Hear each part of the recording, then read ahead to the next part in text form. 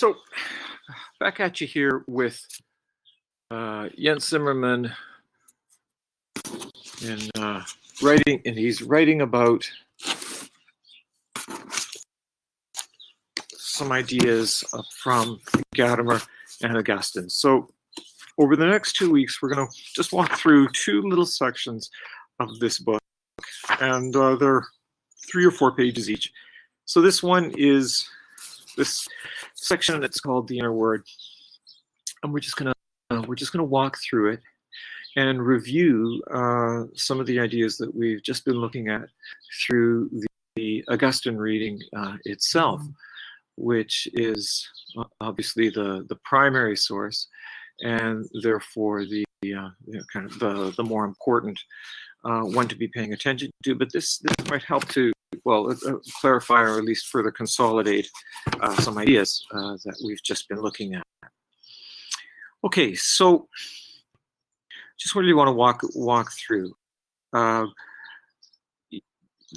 Maybe the most important sentence is the very first one, where Zimmermann says this: Gadamer secures his view of language by adopting the Augustinian revision of Platonism. So he's talking about a 20th century philosopher, Gadamer, who we were introduced to last week. And he claims, and I think rightly so, that he is adopting Augustine. So Gadamer hasn't come up with his own theory of language. He's gone back to Augustine's theory of language. And he also is just saying here that what Augustine does is he revises Platonism, which, again, I think is absolutely fine. It refers to truth and method. We were looking at that last week. And we can see that what Plato wanted to do was to rescue thought from the dominance of speech. Yeah, okay, so fair enough. Then let's look at the second paragraph. Language is a key element in Gadamer's epistemology. Epistemology just means theory of how we know things. Languages, obviously that's what we've been looking at, how language is related to how we know things. Gadamer is interested in how we know historically. Okay, so we are historical beings and we know across time. And this kind of knowing is relevant, especially in the arts, not so much in the sciences or the STEM disciplines, science, technology, engineering, mathematics, right? Not so much in the STEM disciplines where the emphasis is on number, but in the arts where we think, well, how do I interpret Chaucer? How do I interpret Shakespeare? How do I interpret Coleridge? How do I even interpret Marilyn Robinson? Because she lives in a slightly different time than my own, even though she's still writing. How do I know these historical things? I mean, how do I come up with a good interpretation when I've never even heard of the ontotheological synthesis? Aren't I bound? Aren't I trapped in my own time so that I can't really know properly anything? I'm just kind of guessing. There's the tendency, the anxiety about equivocity. Where then the opposite extreme is, and this is another way to get a really poor mark on your Shakespeare essay, is if you think that you know exactly what's going on in a Shakespeare play, or you know exactly what's going on in the mind of Shakespeare, that you think you have univocal understanding of that which you're reading. And you know that that's an error too. So the tendency in the contemporary time is to say, yeah, it's all subjective. And that's the shorthand phrase that we use when we're talking with other people. Yeah, the arts are subjective. But we know that that's not really true. If it were really true, then we wouldn't be having anxieties about, why we're not getting the grades that we want in our arts courses, or we wouldn't think that there was actually a way of doing this better or appropriately. Anyway, so Gadamer is interested in how we know historically and how this knowledge, a non-subjective knowledge. Right? So for Gadamer, there's something he doesn't want. This just, it's all subjective. that differs from the measurable scientific knowledge. Yeah, we know that it does differ from the scientific knowledge. He wants to know how this knowledge is transferred in the human sciences. That's an interesting phrase. That's a very European phrase, the notion of human sciences. It roughly is the equivalent of what we mean by the arts in the way that I was just talking about them. Here's another book that is interested in the human sciences. This is by Michel Foucault, and the book is called Les mots et les choses, which means words and things.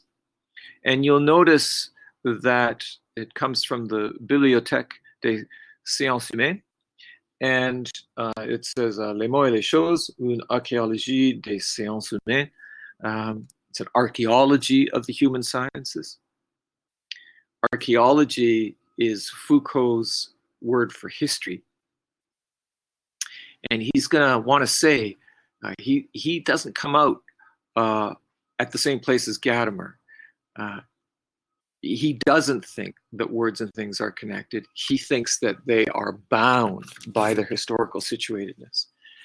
But it's that same conversation. It's very much the conversation that is at the heart of what we call very broadly postmodernism, or what we sometimes call culture theory or literary theory.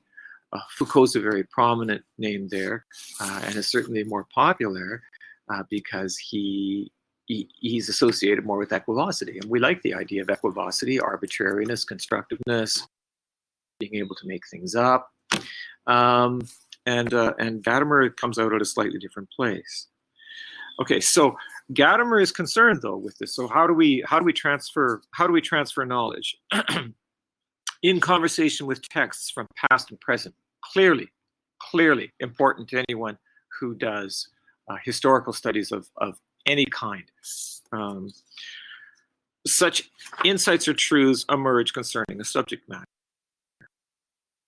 So he says at the end of that paragraph, concepts and language are neither mere tools, right? So language, rhetoric is not something that you simply manipulate, but neither is it an exact representation of its referent, right? So that's neither equivocal or univocal. We get this little review here. He gives us the German words from Gadamer's original, but convention or exact representation, what we called what we saw as similarity theory. And then in the rest of that, in the middle of that paragraph on page 170, he's saying, look, this doesn't mean that thought is self-reflexive. And that phrase, self-reflexive, just means thought as belonging to its own realm, right? We saw that. We saw Gadamer unpack that, where for Plato, he wants thought to be in its own realm, separate from language.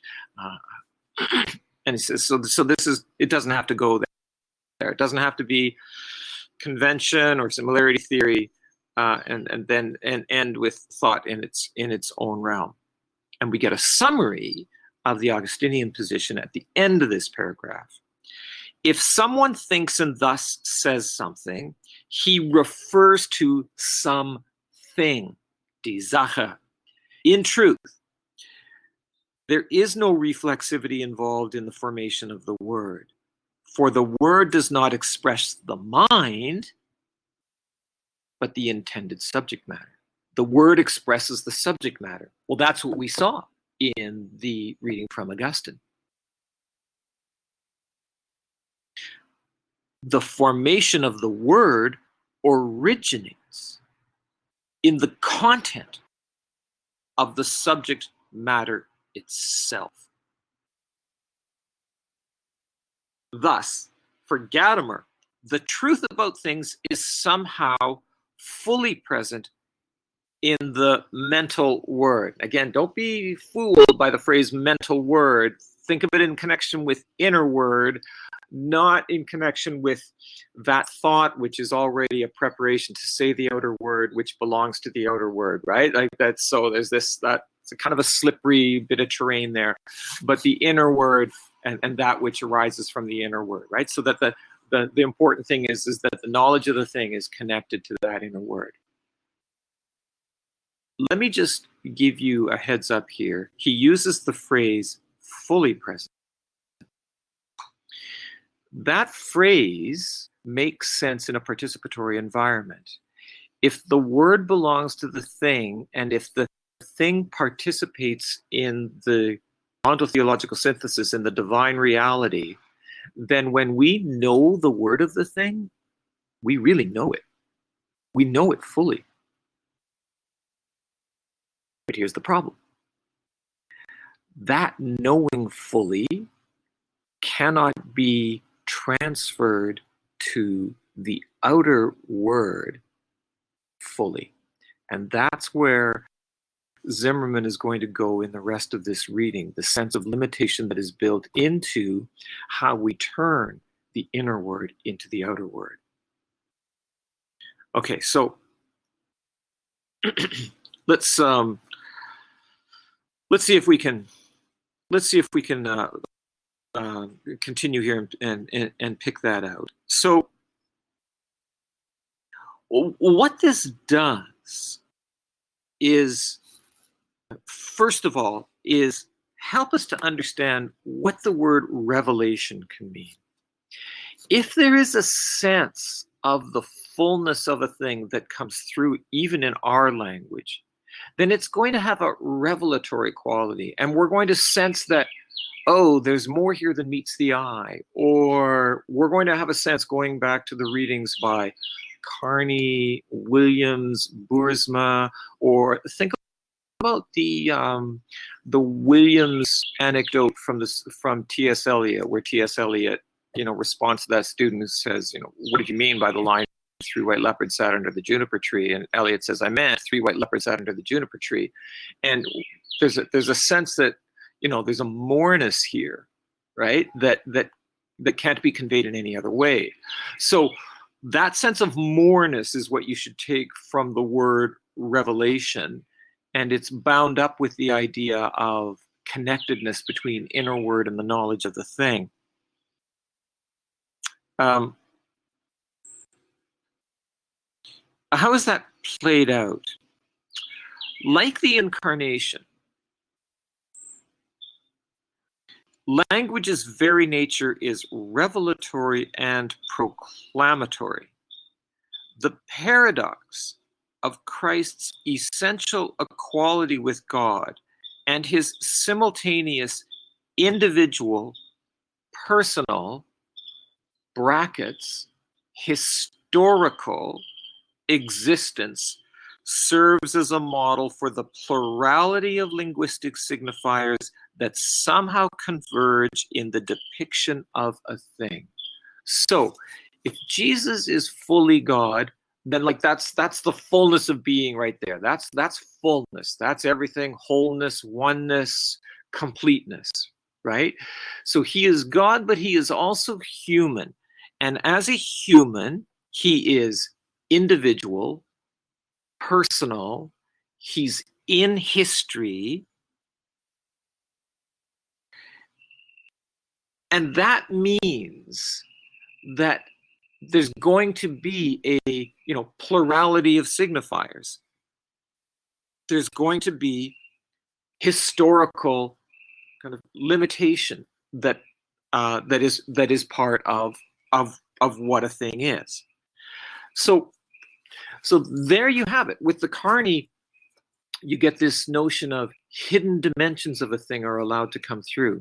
There's already something about this that Aristotle can intuit. And in a way, all that Augustine has done is to articulate within an appropriate framework how this could be, how you could have a sense of and even access to hidden dimensions, a sense of the fullness of a thing that isn't conveyed all at once. And so that's what Zimmermann then unpacks on page 171. Again, the language is theological and maybe a bit abstruse for us, but it's really getting at something. It's getting at something important. Theology, in contrast to Greek thought, allows Gadamer to establish the event character and process quality of the word. Eventedness, I think, should give us the sense of revelation, fullness. Process quality should give us the sense that we can't quite comprehend that all at once. We certainly can't articulate that all at once. Christ, the incarnate word, is a single speech act. So in that single speech act, everything is declared. Yet, insofar as he is also a truly historical event, it is also perceived from various human perspectives in its manifestations, so that you could say, looks like just an ordinary Jew to me, right? Or, he belonged to a certain time, he's a product of his time, he might have, certain charismatic abilities, but, I don't see any more than that. Well, that makes sense because he is perceived from various human perspectives. And then Zimmermann makes a comparison to something that Gadamer talks about in Truth and Method that I just want to touch on here briefly, and that is, this is what happens in preaching too. And I think that this can also happen in the encounter with a work of art. The word event occurs in many different forms, yet it is one word nonetheless. Gadamer here clearly alludes to Luther's concept of the word behind the written word. It's like when you're in a conversation with someone or you're listening to a talk or something like that, and you have this overwhelming sense, this whoosh, this feeling of what it is that you need to do, how it is that you need to respond to it. Somehow the fullness of the intent in that in that work of art, or here the example he's using is preaching, is known to you, and it's going to manifest itself personally in one specific earthbound thing. I think that happens when you want to look for that when it comes to essay writing. What should I write on? I've got this course on Shakespeare, I've got these 6 plays that we've read, I'm really like this one, blah, blah, blah, blah, blah. What am I going to write on, right? Well, what's the one thing that really impressed itself on you? What's the one idea that is your appreciation of this overwhelming wholeness that you can somehow have intuited in your reading of the thing? And as soon as you try to articulate that, you run into difficulties because of your historical finitude, because of the boundedness of language, because of the meaning of terms in specific times and places. You have all the heart, but you have something. That's rhetoric. That is language within our historical situators.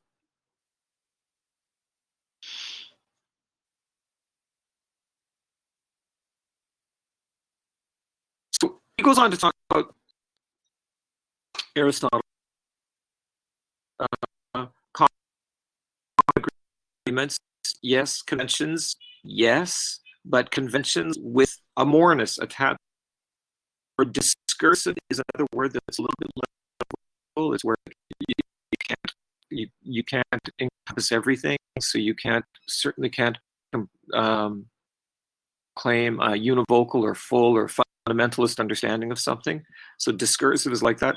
Foucault is a person who likes the word discursive. Quite often, the theological concept of the inner word, however, understands that our finite reason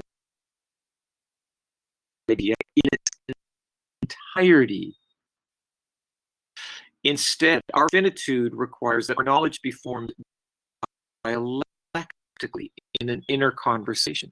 And another word for dialectic here is it needs to be formed over time in a conversation between people. That's why there's an ongoing interpretation of Shakespeare, or indeed an ongoing Augustine, or indeed an ongoing interpretation of what is meant by John 1:1:1. In the beginning was the Word, and the Word was with God, and the Word was God, right? It happens over time.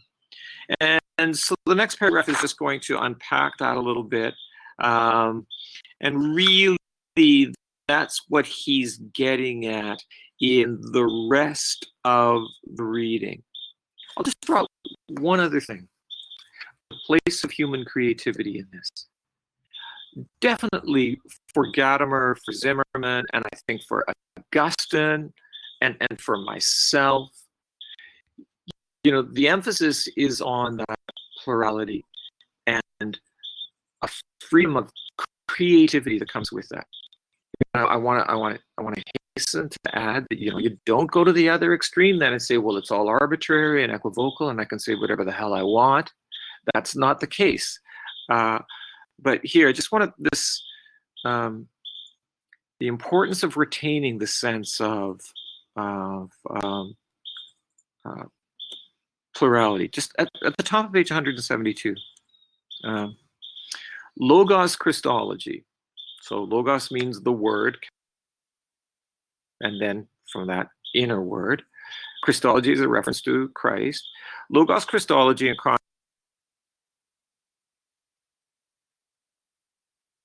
the common creative power of the divine and the human. So there's a participation of the human in the divine life.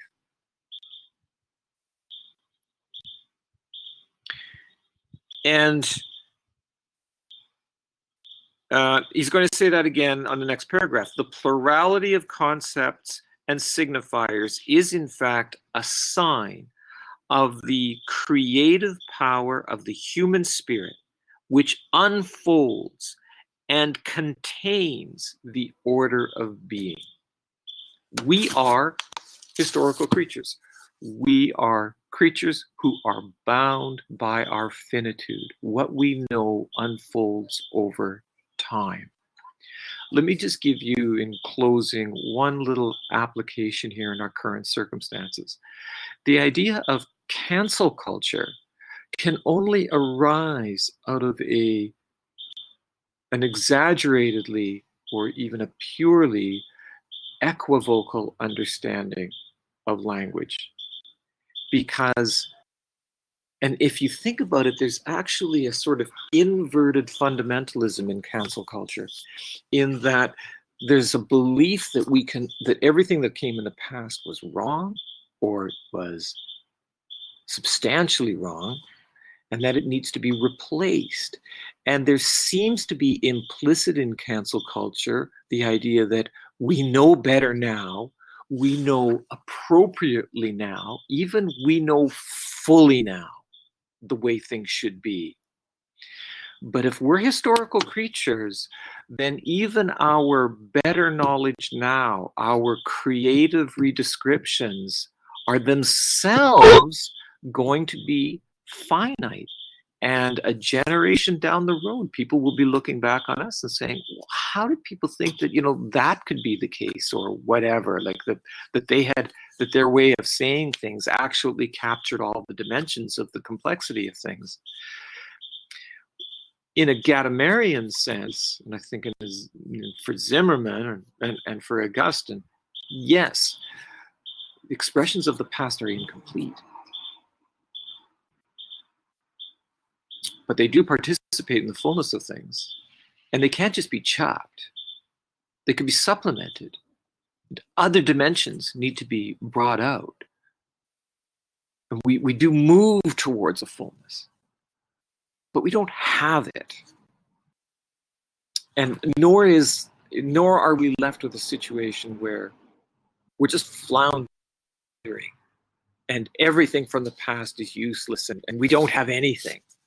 Neither of those situations is really a useful description of our situation in this Augustinian understanding of the relationship between language and the reality of things, and the confidence that we can have in knowing and creatively working with reality in our participatory framework. Okay, that I think is enough of the Zimmermann reading, and that is enough for this week. All right, we'll leave it there.